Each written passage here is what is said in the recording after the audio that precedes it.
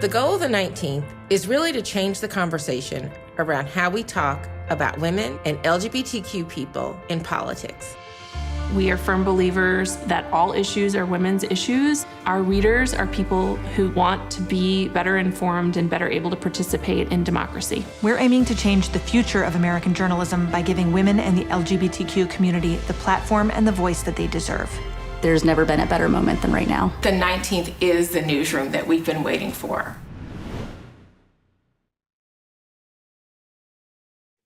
Hi, everyone, and welcome to Live with the 19th. I'm Emily Ramshaw, the co-founder and CEO of The 19th, an independent nonprofit newsroom that aims to empower you with the information, resources, and community you need to be equal participants in our democracy. The pandemic, a racial reckoning, and the Great Resignation have disrupted and redefined the workplace and upended our relationships with work. It's high time for a conversation on Black women, work, and money. It's a new world we're emerging into, and Black women are finding and demanding a new normal in the workplace. They're prioritizing their personal and financial security and insisting that we not return to the way things were. This movement is long overdue. We have three extraordinary women with us today to unpack what's been pinging in Black women's group chats across the country for the last 2+ years, led by our own editor-at-large, Erin Haynes. Before we get started, we'd like to thank our founding sponsor, Indeed, for making this event possible. Here to share a few words is LaFawn Davis, Indeed's Senior Vice President of Environmental, Social, and Governance. Thank you, Emily. I'm very honored to be here to welcome everyone to the 19th Live Black Women Work and Money event. You've all heard of the Great Resignation, realization, or the Great Reevaluation, which is the contemplation en masse that's come because of the 2 life-changing years we've experienced as a result of the pandemic. People are reflecting on their lives, they're thinking about ways to be happier and more fulfilled. Jobs are such an enormous part of our lives. They've become a key part of that overall reflection and a focal point of action being taken in pursuit of happiness. Here's what we know about the experience of Black women specifically. Black women are promoted at a lower rate than white women, and more than a quarter of Black women say their race has led to them missing out on an opportunity to advance. We experience more microaggressions than any other groups of women and are 3 to 4 times more likely than white women to be subjected to disrespectful and othering comments and behavior. To add to our burden, Black women are far more likely than other employees to be coping with the impact of racism and racial trauma. More than 60% of Black women have been personally affected by racial trauma in the past year. To my fellow Black women, self-care is key.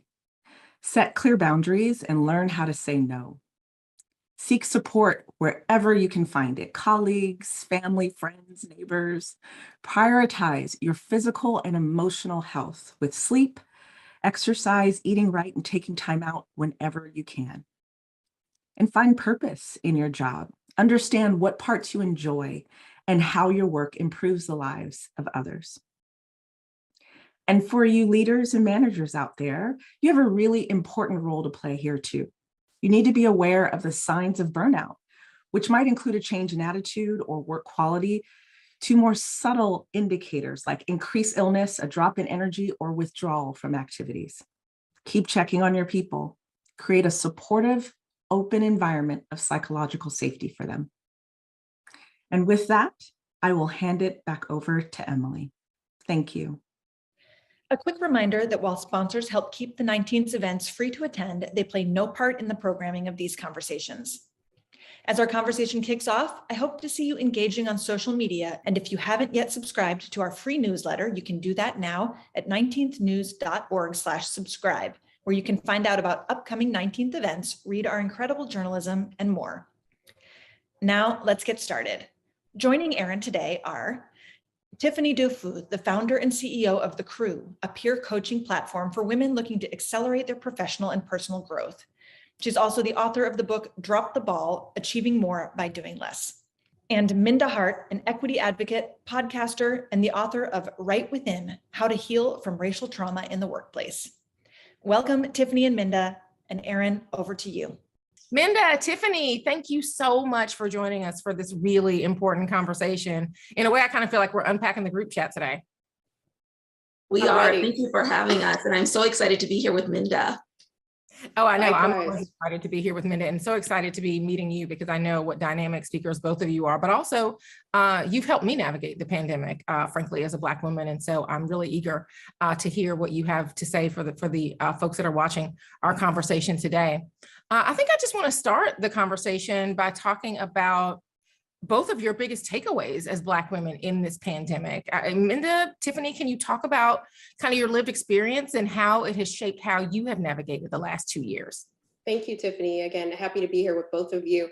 I would say that, for me as a Black woman, being in the pandemic, it's been, as they call a syndemic, multiple pandemics happening at once. So you have your own personal life, you have your work, you have politics, all of these different things. And even I moved my life from one coast to another during the pandemic. And so it's been a lot, but what I will say is the one thing that I've been focused on is my mental health. And when I talk to my, sisters in the fight, their mental health too has been like the biggest thing popping in our group chat is making sure that we're staying abreast of how we're feeling. And even if we're not feeling okay, being comfortable and vulnerable to actually say that and articulate it, that we don't have to be the strong Black woman through such a crisis in our country. And so it's really been freeing to have these conversations about mental health in a way that we haven't had it in the past.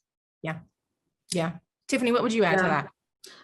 Similar for me. I think at the top of the pandemic, it was really terrifying for me personally. I do a lot of public speaking, and the events industry just went downhill all of a sudden when events were canceled. And so I was particularly worried about my income and my family. I'm a mother. 80% of Black mothers in America are breadwinners. And so there was a lot of economic pressure.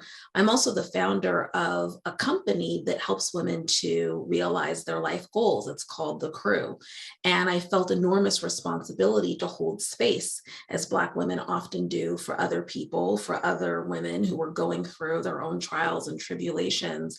And so for me, like Minda, it was about mental health, and it was about putting specific practices in place to set boundaries in ways that I had never before. And I'm somebody who has gotten very good at setting boundaries. So for me to have to put in new practices to do that, and I hope we can talk about some of those, has been really important. And then the other side is all of everything that's happened over the past couple of years has really shown a spotlight on African Americans, on people who identify as Black women, in ways that have put a lot of pressure on us to be called to answer, be called to represent, be called to support people in developing their strategies. And so there was also a bit of protection of myself that I found myself doing in ways that I never felt that I had to before, just to ensure that I was saving enough of my energy for myself, my family, my company, my team,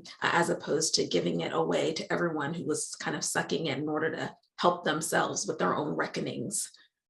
Yeah, I mean, Tiffany, what you are saying is so important and so powerful because as Black women, we are used to being there for everybody else, right? We are used to feeling like we can do it all. And really what I'm hearing both of you talk about is really prioritizing yourselves so that you can be there not just for everybody else, but for yourself. And you mentioned boundaries as part of that, setting boundaries, which is really something that is not something that some Black women are comfortable with. But I feel like a lot of the Black women in my life, a lot of the Black women that we hear from at the 19th have definitely talked about having to set boundaries just to be able to navigate their day, to navigate their new lives. Talk about what that meant for you. For me, and I'd love to hear what Minda has had to do. For me, it's been really about first starting with the people that are under my roof. So like many women, I used to leave my home in order to go work outside of the home, which basically meant that most of the time that I spent inside of my home was focused on either myself or my family. In fact, I didn't even have, before the pandemic, a work desk in my home, because maybe if I need to do a little bit of work, I might like have my laptop on the bed. But other than that, I didn't even really have a formal space to work. All of a sudden, I was having to work, host meetings, do events like this from my home. And my first challenge was, how do I get my family to understand that I'm not available, even though I'm physically here? How do I do that? So for that, I implemented a shoe strategy. I basically got multiple pairs of slippers. And one of my slippers is, I'm founder and CEO of the crew. And actually, I will show you, but you can see this is real. So these are my founder and CEO of the crew slippers. And yes, when I wear these, it means that I'm very focused on something else other than you. I do have a mom and wife pair of slippers. When I have those on, I am here to make your quesadilla. I will iron your shirt. I am totally here. And then maybe 3 months into things, I realized I needed a third pair, which was just, I'm sipping my cup of tea right now and I'm reading a book and I can't be disturbed. So when I walk out of my bedroom, which is also my yoga studio, which is also my media studio and my son's guitar jams, let's be real here, all at the same time, my family can just look down at my feet and know who they're talking to, which is very, very helpful for me. So those are just some of the practices. It's just one example, but I've had to get that granular in terms of, how do I communicate to people I'm on and I'm available? How do I communicate to people I can't do this right now? Yeah, and that's so great, the slippers, because it allows you to do that with, there's no guilt. It's just look at the shoes. You understand what time it is. Let's keep moving. Minda, what about you? Have you found yourself setting boundaries with the people in your life in the pandemic? Oh, yes. And I wish that I would have known about the slipper thing earlier, Tiffany, because I needed to have a few different slippers that I slide on. Maybe a helmet, maybe not the slippers. I'm like, what helmet do I have on? Leave me alone. but I did have to really lean into this mantra that I've been using, is say what you mean without saying it mean.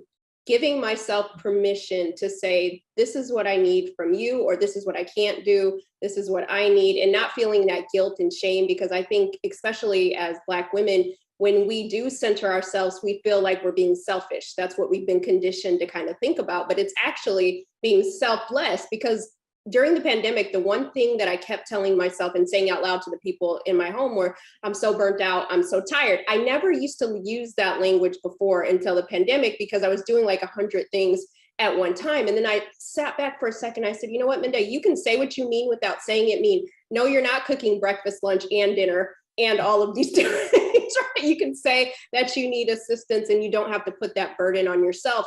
You know, one thing that I think about in our conversation is I'm a fan of Tony Cade Bambara, and she said, sweetheart, do you really want to be well? And I had to ask myself that question in the house. Do I really want to be well? And what does wellness look like, even from where I sit in my home? And I have to demonstrate that and model it and role model it to the people around me so that they understand what my boundaries are. Because if I'm not demonstrating it, then they don't take me seriously, right? So to Tiffany's point, these are the shoes, right? These are the boundaries that I'm wearing. And I think when we role model that, then we give others permission to be able to do that too. And that at the end of it, it's letting people know what good looks like to us. Yes. Yes. Well, let's stay with that for a second, Minda, because I want to talk about how you are taking those boundaries outside of the home into your professional life. How has figuring out how to navigate these boundaries and your new normal at home first helped you as you are dealing with the people in your life professionally? Yes, I think we need to be creating boundaries in every facet of our life, because work is part of our life for many of us, whether you're a working mother or a stay-at-home mother, which are also working as well. And so I think that part of this is when I was home during the pandemic, at the crux of it, I was writing a book called Right Within: How to Heal from Racial Trauma in the Workplace. And one of the things that I started to think about in my former life and then in the clients that I work with and talk to is that they didn't feel comfortable being able to say to their manager that this isn't working for me. Or when we're having all these racial reckoning conversations, that I don't want to be the one that has to be the person to always hold the microphone. And so I started to really drill down in my book to say, what would it look like if we give ourselves permission to create boundaries with our manager? right? Their intention might not be to cause us harm, but the impact is being harmful for us. And if we always just suffer in silence, then people will never know what good looks like to us. So really quick, oftentimes Black women will say, well, I really don't like it when someone's talking about my hair, right? And it's like, okay, at what point do we give ourselves permission to say, let Tom or Chrissy know that, you know what, my hair is not on the agenda, and I'd appreciate it if we didn't have a conversation about that, right? Giving ourselves, because we know our colleagues will be quick to tell us when something isn't working for them. The copy paper is out, there's no more filters in the break room. And so why can't we give ourselves that permission to also create those same boundaries that impact if we're being able to show up as our most healthiest selves? And so I think it's important that we give ourselves space to have those conversations inside and outside. My mom used to tell me and my brothers, you tell those kids outside, don't be telling me. So don't tell me, get smart with me if you can't get smart with the kids at school. so what I'm saying all that is, let us not just have boundaries inside the home, but also give ourselves permission to have those same ones outside the home. Yeah. And Tiffany, I'm wondering, in terms of a professional setting, has it been easier for some Black women to set those boundaries because a lot of us have been in a virtual environment? We're not in an actual office at this point. I mean, I certainly have the privilege of being able to work virtually. And what that means for a lot of the Black women that I talk to is that they aren't having to navigate some of those microaggressions in person, not that they aren't navigating them on screen sometimes still. That's absolutely part of it. So I'm wondering if you can talk about that. And then also just kind of pick up on Minda's point about how the work and money conversation has really been compounded for Black women who are also dealing with racism, both at work and in society. Yeah, absolutely. Well, first of all, the boundary setting at work looks quite different, I think, than the boundary setting at home. Certainly me walking into the workplace and saying, I'm going to put on this shirt or these pair of slippers, and you're going to know who you're talking to, probably not nearly as effective. I think the most important thing to really keep in mind about boundary setting at work, and especially for Black women, is, and this is easier if you are a manager, meaning that in your job or your workplace, part of your role is achieving results through other people. You can empathize with this a little bit more, but if not, just try to imagine that you are the boss that you're having the conversation with. So setting boundaries and really being able to speak your truth starts with scheduling these conversations, not having them in a moment, in the meeting when you're frustrated and blurting anything out. And always starting, I think, with what that person has at the top of their mind, which is usually whatever target performance measurements, there are for that period of time. So kind of what I would call a drop the ball conversation, or a delegating with joy conversation, or a boundary setting conversation sounds something like, hey, Mike, I just wanted to schedule this time with you because I'm looking at our numbers and I'm realizing that we have to hit Q2 out of the ballpark. And I know that's the top of your agenda. One of the observations that I've made is that I've been able to really move clients forward through the pipeline when I spend a lot of one-on-one time with them. And in this virtual setting, it's actually a lot easier because I can just do calls back to back. I'm not even commuting. And one of the other observations I've made is that I'm spending a lot of time like on our back end CRM system or XYZ. I'm wondering whether or not you're open to a conversation about how I might reprioritize my time. So I'm really focused on what I really believe is going to help us move the needle forward in Q2, and maybe even provide a leadership development opportunity for someone else on the team. I'm trying to make sure that we're leveraging me and my talent and my potential to really ensure we hit it out of the ballpark. Are you open to that conversation? It's a little bit of jujitsu with Mike, or whatever I said his name was, but note that the conversation does not start with, I'm really tired. Right. Or I'm really frustrated, or this is what I need. It starts with what's keeping that person up at night, and how can you better leverage me in order for you to be able to get what you want, and for us to then be able to have a mutually, a mutual win-win, because ultimately companies are trying to achieve results that are beyond one individual person. And so really having an understanding of that, if you have ever managed someone, you would die to have someone come to you with such clarity about what the ultimate goal is first of all. Number two, enough self-awareness that they understand how they can really contribute to that goal. And number three, some kind of plan, some kind of recommendation for how we're going to move forward instead of just bringing you the problem. So that's how I found it very helpful to engage in those kinds of conversations, whether they're with members of my team, my investors who are kind of sort of my bosses, but not really. There are other people in my life. And I think that it's important to clear our plates, because what's happened in the wake of the pandemic, just to get to your other question, has been so much more pressure on us to deliver in ways unimaginable, with not any more appreciation for our power and for the value that we bring to pretty much every context, whether it's the power in the voting booth or the power in terms of entrepreneurship. We're actually the fastest growing demographic of entrepreneurs, Black women in America. Wherever you look, Black women are slaying. But the value of that power is just not appreciated. It's not materialized. And so that is what begins to weigh. And that's why Minda's strategies around your mental health, but also communicating at home and at work, are so important. Yeah. Yeah, I really, I love what you were saying too about just, having a plan. So much of these past 2 years has felt uncertain. And so to the extent to which you can actually control what is happening in your workplace, have concrete goals that are clearly articulated. I think that that's such a helpful thing, not just for Black women, but I feel like we're also pretty good at trying to establish that. So thank you for raising that. Listen, I mean, I feel like a lot of what you all are saying are things that we've been talking about in the group chat. So let's just spill from that. What are the conversations that you have been having with the Black women in your life about what the last 2 years has been like for them? Minda, what about you?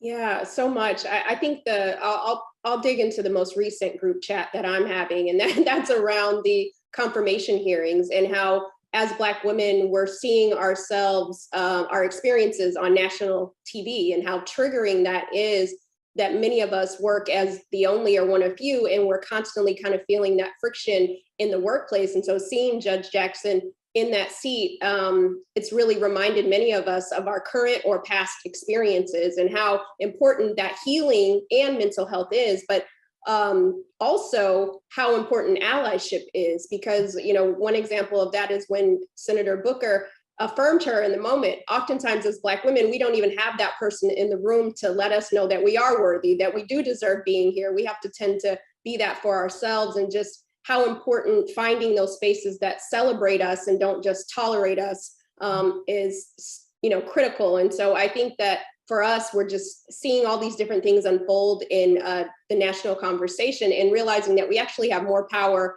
over a lot of this, that we don't have to be oppressed by it, but we actually have options. And I think that's the thing that we need to continue to remind each other, that we belong in every space that we're in, but maybe some spaces don't deserve to have us. Yeah, wow, that's really such a great point. I wrote about the sister circle that Judge Jackson has, who has supported her through many of her steps in her career, being a trailblazer. And frankly, yes, that was probably the most stressful job interview that any Black woman could ever hope to have. And so seeing that definitely resonated with a lot of the Black women in my group chat as well. Tiffany, I see you want to jump in here. Yes. My group chats are filled with all the things that we can't say, the things that we know we shouldn't say, right? So my group chat around Senator Booker was, he is just taking all the air time when this is her moment. It's all the things that I wouldn't normally say in public.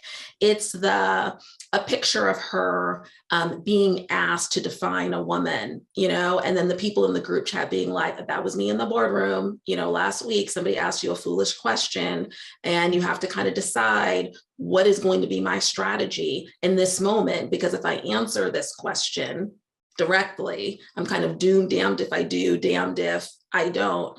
And just the positions that we're in, I love the word allyship, just holding space for one another and giving ourselves an outlet to be able to support one another when we have to hold ourselves in a different way when we're in other group chats or when we're in other rooms. My group chats have been fire and they've sustained me. I think that is the group chat is sustaining because it reminds you in a world where you often feel like, am I going crazy? No, you are not going crazy. It's the world that doesn't make any sense. Yeah, that is my group chat has multiple group chats, especially those with Black women, have absolutely been a lifeline to me in the past couple of years. I'm wondering too, I mean, if the group chat, that sister circle, has it helped either of you navigate this pandemic, particularly economically? Were there workplace issues that you all talked about, around work and money that somebody needed help with? And as sisters, you all were able to kind of be transparent and vulnerable and have those conversations. Yes. In one group chat, we all kind of rallied around somebody needed a financial advisor, and them asking the question kind of triggered for a lot of other people that they needed a financial advisor. And so we ended up hosting a virtual event with someone because we realized that a lot of us needed to get our financial house in order for sure. I'm an entrepreneur. I raise capital for my company. And so there have definitely been many group chat conversations about the venture capital industry and the challenges, and a lot of just holding space for Tiffany when I'm pitching, white male investor back to back to back. So there's no doubt about that. And then also people supporting each other financially, when needed. A couple of sisters in my group chats have really struggled because their industry was pummeled by the pandemic. And so that's also been one. As a photographer, for example, who used to do like all in-person shoots, and all of a sudden she had no work. And so we've supported her and chipped in. So in many ways, in terms of giving advice and insight, but also literally being a lifeline for one another. Yeah. Minda, how about you? Oh man, the group chat has been the therapy that I never knew I needed, right? It was the thing that, of course, we had group chats before the pandemic, but I think we kind of shed certain skin to really get real in the group chat a little bit more than maybe we had before. So before, we didn't really talk about money per se. We talk about, we're getting the bag, and we'd hype each other up, but we actually had more intentional conversations, as Tiffany mentioned, inside the group chat. For example, one of my good friends, Natalie, who runs this company called The Factuality Game, she said, Minda, I know that you're busy, but do you have a good accountant? Do you have a good lawyer? Let me share these resources with you, right? So that you can make sure that you're ready to go, as your business raises to the next level. And it was so nice because I was actually able to talk about some of the struggles that I had, past couple of years. I'm kind of embarrassed to say this, but I was just, running on fumes. And by the, April 14th, I'd be like running in the doors of like H&R Block or something just to get my taxes done, right? Because I just filing an extension. Right, or filing an extension. So I was like, okay, yes, I actually need to prioritize my wealth management and those sorts of things. But as a Black woman, and growing up very humble beginnings, it felt like I don't want to talk to strangers about my money, and so having my group chat kind of talk me down and say, no, this is what we do at this stage of our businesses. These are important tools. But then also, many were going through relationship transitions, and including myself. And so a place where we could talk and be about, be vulnerable about what's coming next. And to Tiffany's point, those who, okay, I can't do this. Can you do this? You take the speaking engagement because, this week was a good week for me. And I know that, I talk a lot about race. And so I'm getting a lot of the phone calls, but let me redirect this to you and add to the list. So I think it's really been just like a sorority of sorts that we've been able to really just step up and show up for each other in even bigger and better ways. And I'm just so thankful for the group chat because I don't know where I would be mentally if I didn't have that space where, where you could say the praise scripture or you could say the cuss word and everybody's happy. Absolutely.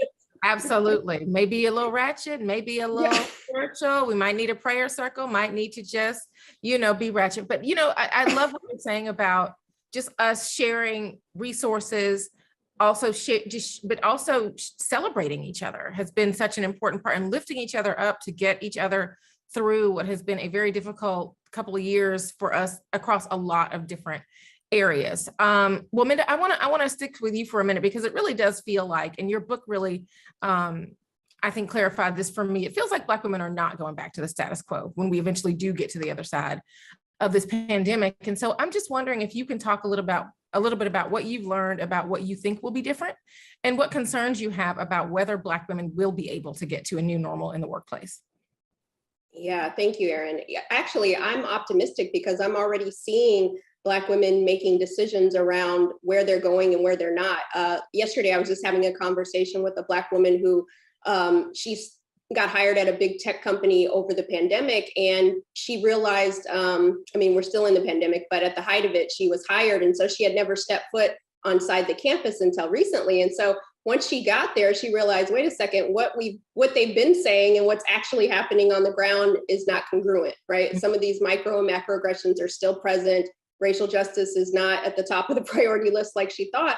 And she said, Minda, I have options. And she said, thankful to, leaders like all of us that we can decide if this is going to work or not. And she's like, actually, I told them that if I'm going to stay working here, then I need to work remotely because my mental health is more important than being on site. And if you decide that this doesn't work for you, then I will take my talents elsewhere. And I was so happy for her, because I think as Black women, we get PhDs in trying to make everything work, right? And realizing that we don't have to do that. And then I think it shows the next Black woman to say, oh, wow, if she can do it, I can do it, that we don't just have to ride this thing on out if it doesn't make sense for us. And so I'm excited to see where the next 10 years and beyond take us, because we are at the center of our decisions, and we're no longer centering ourselves around dominant culture, but what makes sense for us. And so I think if we can normalize that, then it's not just a few of us making those type of decisions, but we actually create a movement where Black women are centering themselves. And the more we do that, then we pass that on to the next generation, and they show up in their fullness as well. Yeah. Centering ourselves, advocating for ourselves, right? I mean, that is something that really is so powerful. And also just not just being grateful to be in a workplace, understanding that you have value as well, that you are bringing to this workplace. And so if they value you, they should act accordingly and really try to accommodate you so that you can bring your best self to the workplace every single day. So, this is also the work of employers. And so I do want to ask both of you kind of what you're seeing employers learning about the Black women who work with and for them. How are they evolving to make the workplace more equitable? Are they evolving? And what is the work still left undone?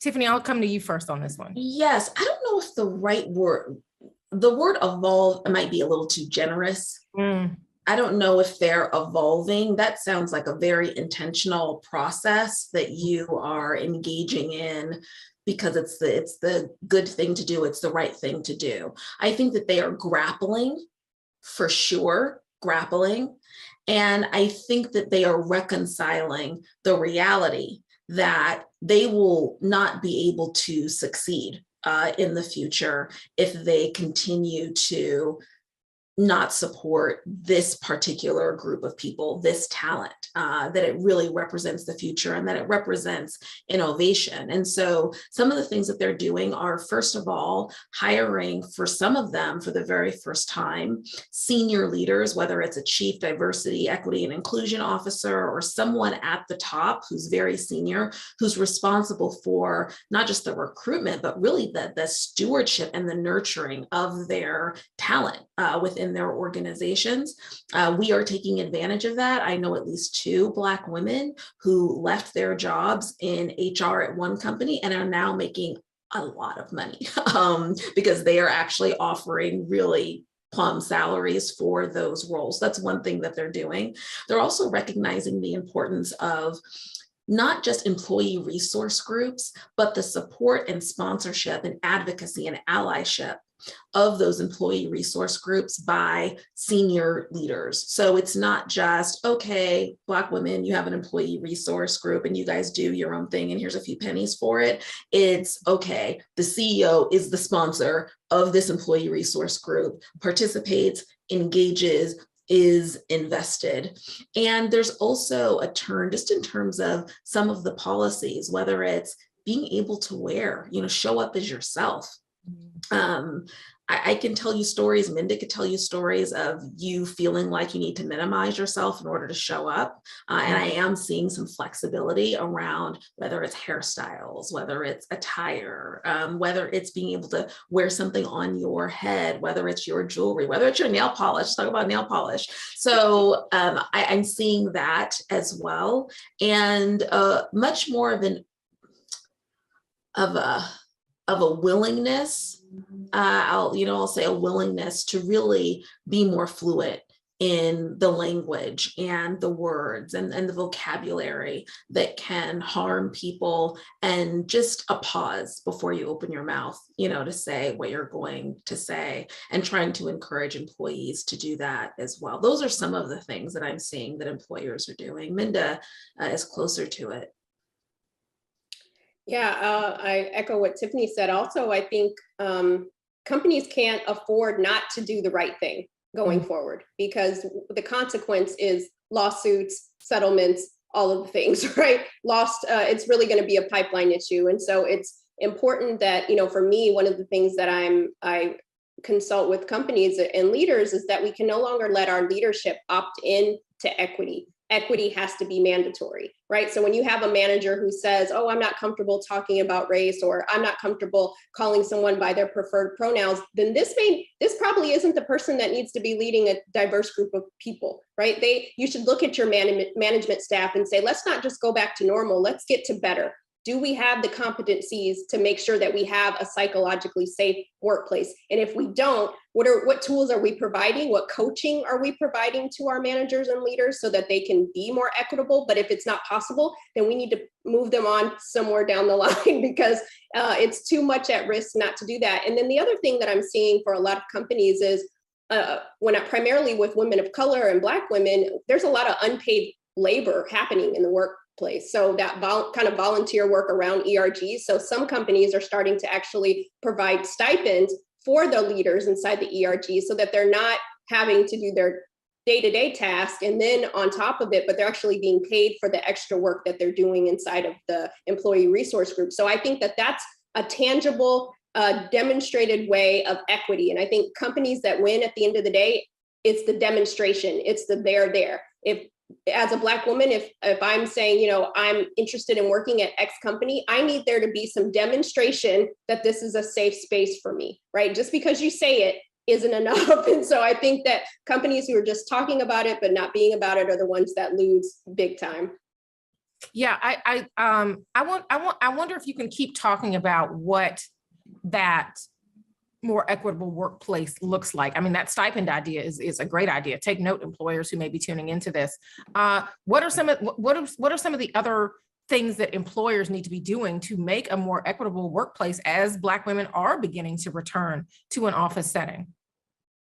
Yeah, I'll quickly chime in, and then I'd love to hear Tiffany's thoughts. I think the other part is I really want to drill down in managerial training, because when I wrote my first book, The Memo, when I interviewed women of color from various industries, 70% of them said that they felt like their managers were not invested in their success.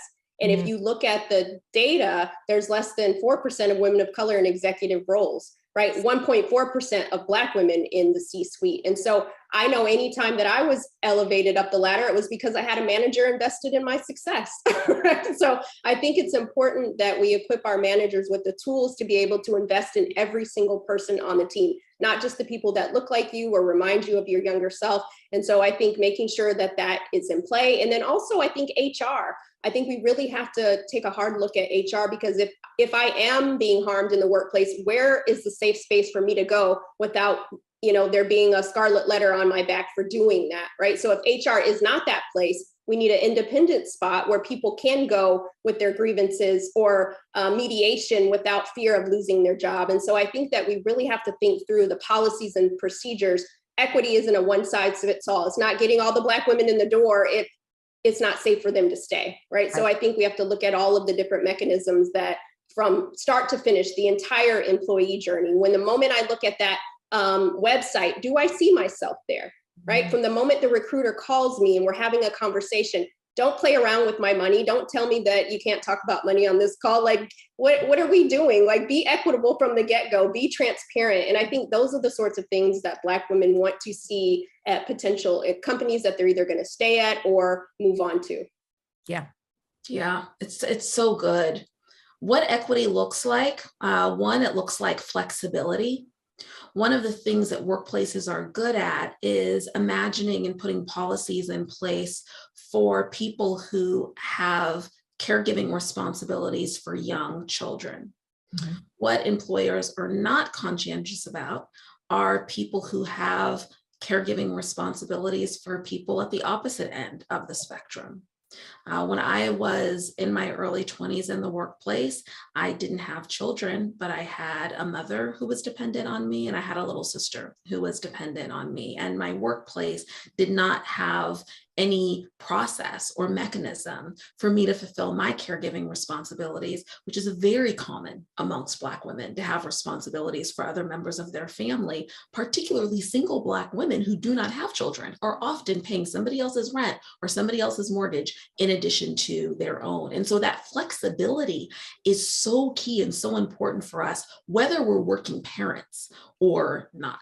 The second thing that it looks like is investing specifically in two things related to what Minda said about management. One is really effective feedback.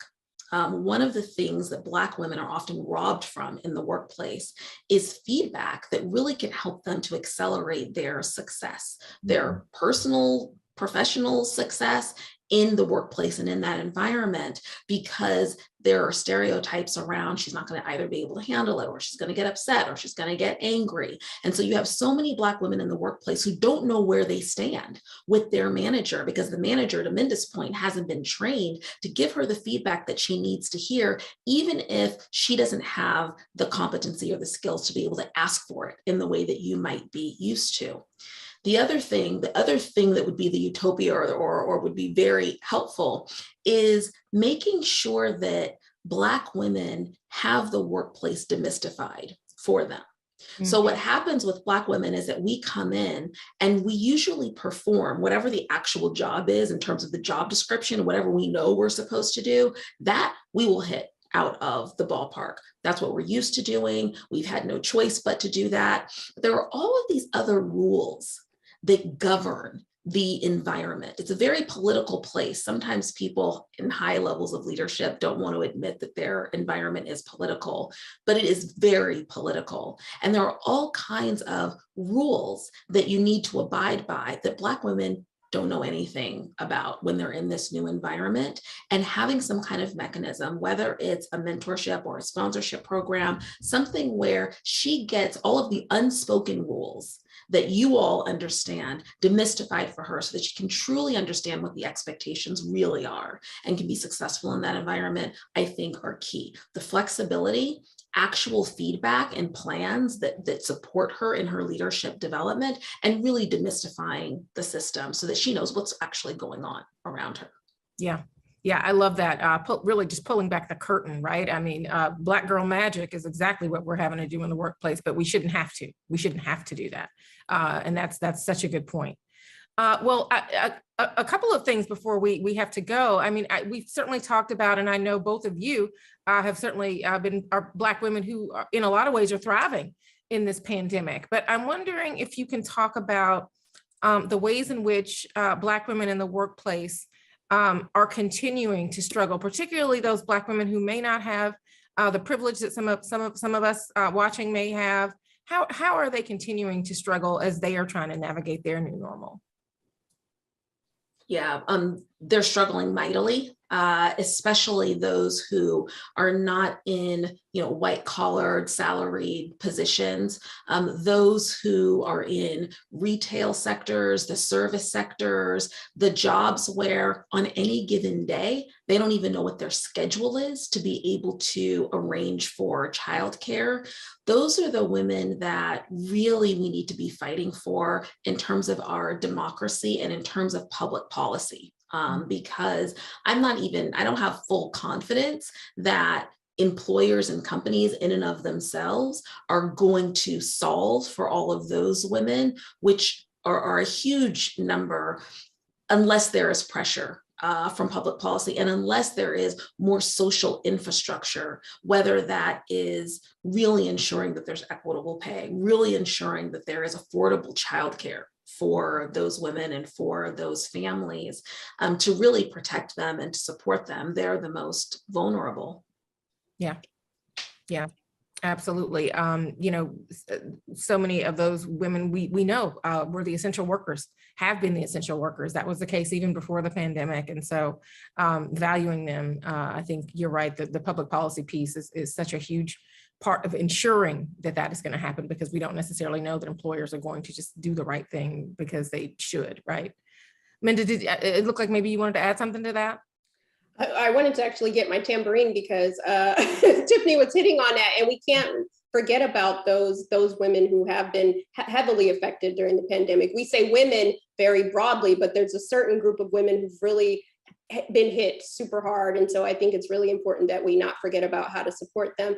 The other thing I want to bring back to attention is what Tiffany stated earlier. She talked about caregiving. One of the struggles that I'm hearing from a lot of the women that I engage with is that caretaking responsibility, just feeling like they can't even give themselves the permission to say that this is hard, right? Because I think with Black women, because we have so many responsibilities and we wear so many hats, that we won't even say that this is tough, or that we wish that our other sibling would join in and help in these particular ways. And that guilt that you feel when you have to kind of be everything to all people. And so I think that caring for our elderly parents or our relatives is really, I think, playing a heavy role in our mental health, because we just feel like we're stretched so thin, that burnout piece. And so the struggle there. And so I think going back to what policies and procedures can companies and organizations do, making sure you're thinking about people from all walks of life, right? Not just the single, or not just the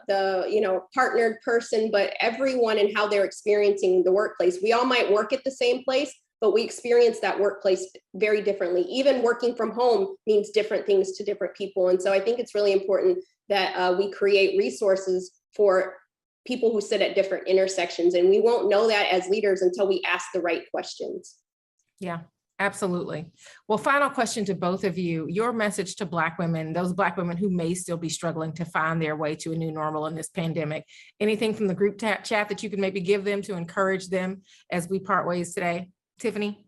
I have two things. One was a message that I got from one of my sister friends who sent a number of us who were on the group chat these beautiful packages in the wake of the pandemic. And when we opened them, inside was this beautiful porcelain mug, teacup, and saucer with a note that said, "It's okay to be fragile."